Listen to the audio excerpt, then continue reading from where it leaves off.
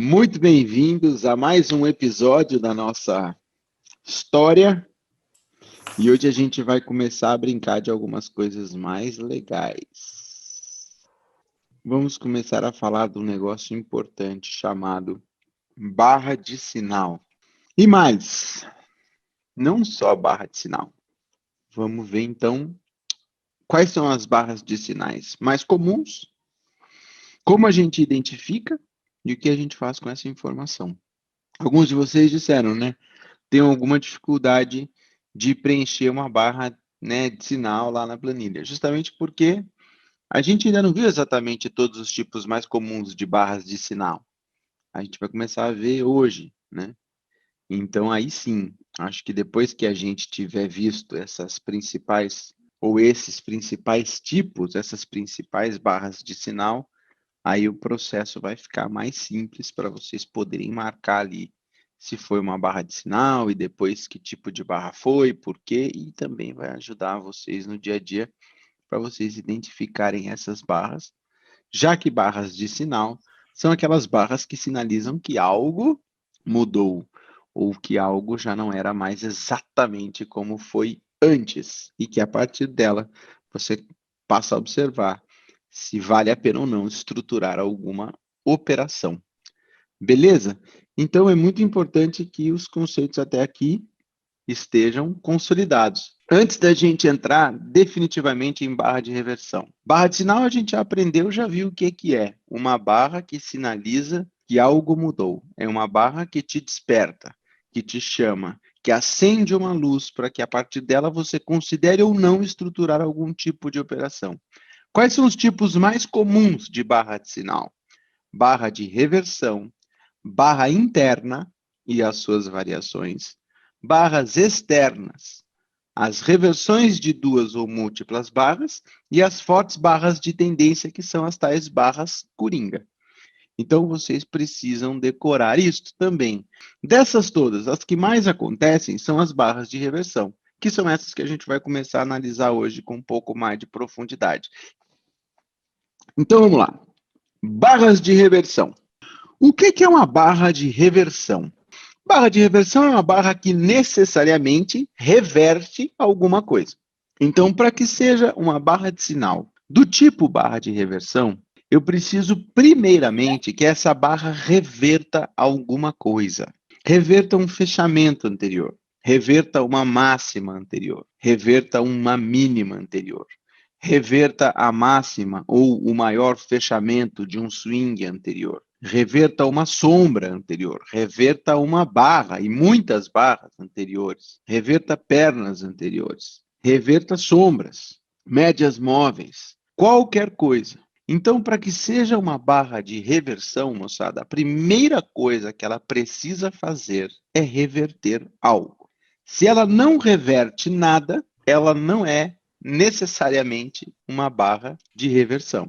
Mas se ela reverte alguma coisa, ainda que pelo intervalo dela, pelo tempo dela, ela foi uma barra de reversão. Que para serem barras de reversão, necessariamente, como o próprio nome sugere, precisam reverter alguma coisa. Normalmente, máxima ou mínima de barra anterior, perna ou swing anterior, fechamento de perna ou de swing anterior, sombras, médias móveis ou qualquer outra coisa.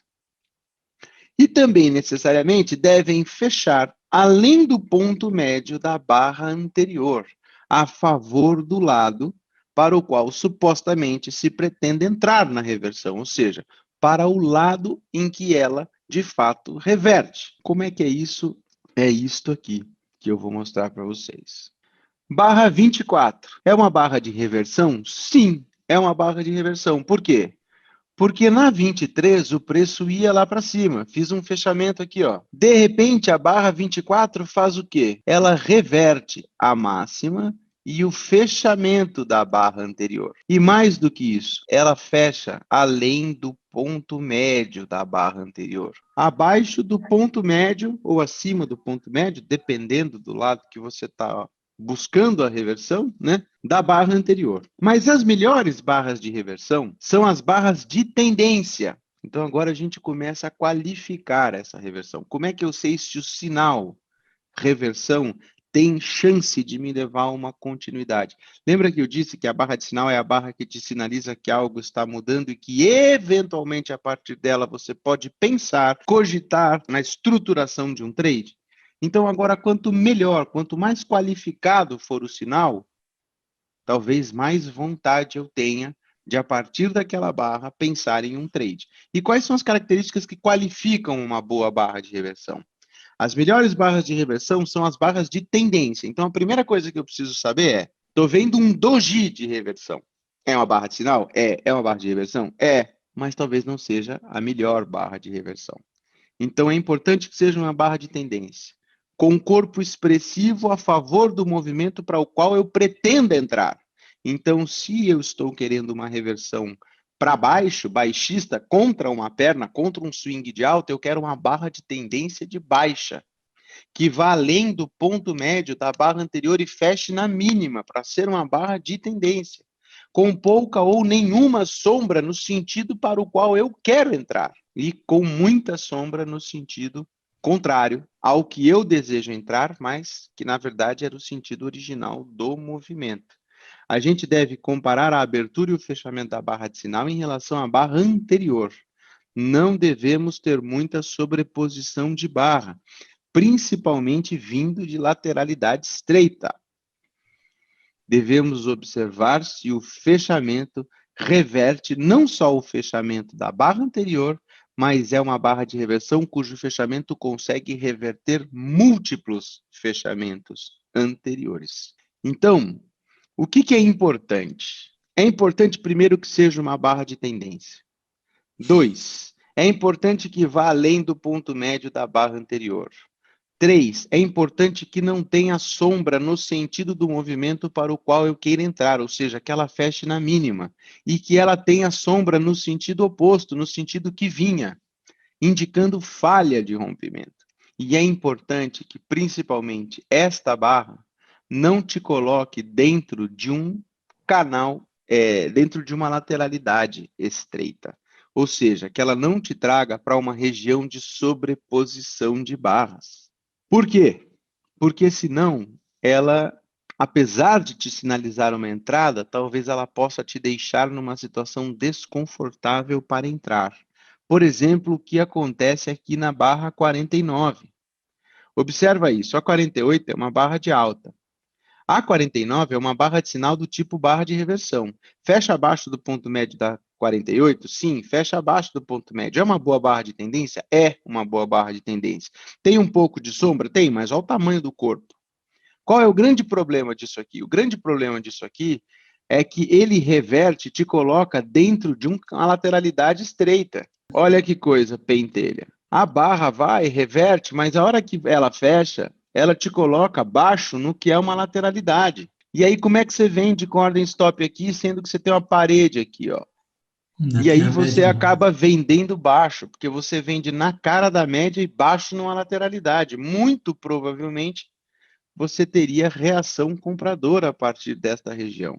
Então é fundamental que a barra te coloque em uma situação interessante para você estruturar um trade. Por isso que ela é a barra que te sinaliza, mas não necessariamente você vai em toda a barra, principalmente nas barras de reversão, mesmo que ela tenha alguma boa característica, sair comprando ou vendendo barra de reversão. Você vai observar o quê?